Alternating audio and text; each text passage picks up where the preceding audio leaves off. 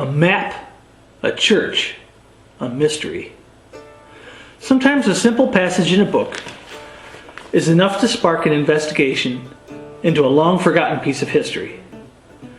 This story is just such a case, and so far it has left us with more questions than answers. In recognition of Black History Month, the Horseheads Historical Society wanted to share a piece of local history and invite folks to help grow the story. Our county and its people, or the Towner history as it's known to many, published in 1892 by Asburn Towner, has the lone details that we currently have of a congregation and its history in Horseheads. Here on page 481 it says this, and I quote, "The Horseheads A.U.M.P. Church, colored, was first organized about 1860. In 1883, they built a brick church for the uses of the society.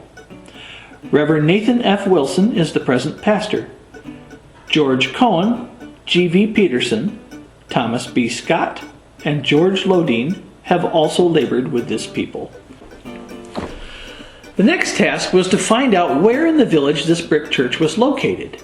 It was time to dig into our collection of maps, and we were not disappointed. What you see here is a map created in 1897 by the Sanborn Insurance Company. It demarks and catalogs a black church, labeled as colored, on Conklin Street. That's currently Center Street. Surrounding the structure we see these buildings labeled as horse barns. To give you an idea, this site is now the parking lot behind the First Baptist Church on Grand Central Avenue. Our building would have sat roughly on the corner of Orchard and Center Streets. And now for a little background. This denomination was founded by one Peter Spencer, a Black American freedman of Wilmington, Delaware. Wikipedia lists the first church opening in 1813, and its original name was the Union Church of Africans. It merged with the First Colored Methodist Protestant Church in 1866 and became the African Union First Colored Methodist Protestant Church and Connection, or A.U.M.P, African Union Methodist Protestants. In the 1860s, the church split, and some congregations formed the Union American Methodist Episcopal Church, or UAME denomination.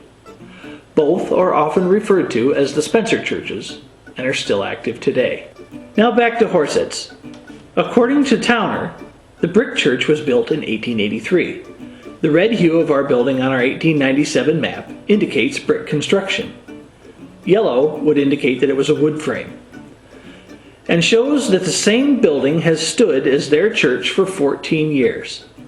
This must have been a proud time. If this congregation was active in the village as early as 1860, they may have originally met in homes. But this also provides us with another mystery. Towner lists the church as A.U.M.P, Methodist Protestants, which it certainly was when it was founded in 1860, as that was the only denomination at the time. But our Sanborn map in 1897, and an earlier one from 1891, marks it as the colored M.E. Church. So it appears the congregation decided to go with the U.M.A.E. Methodist Episcopal denomination at some point in time. Did Towner get his information a little crossed? Or were they still considered A.U.M.P? It seems there's a little confusion. The next version of our Sanborn map that we have in our archives is from 1908. While the building still shows up, it's sadly listed as vacant. The vacant building shows up again on the 1914 map, but after that we lose track. So what happened to this congregation? Why did they abandon their church around the turn of the century after being part of our community for 40 years? Did they stay in the area? Did they all move away? Right now we don't have any of these answers. It's a mystery that deserves some more attention. The maps, the mysteries, the stories are all part of the Horseheads history.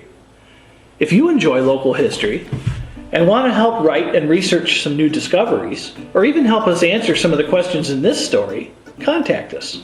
Better yet, come visit us at the Depot Museum on Broad Street.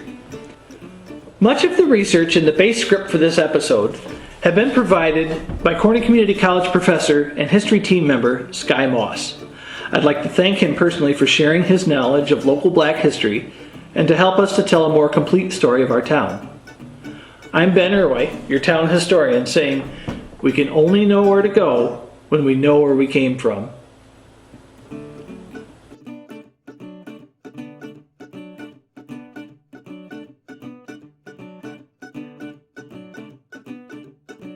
Wikipedia lists the first church he opened as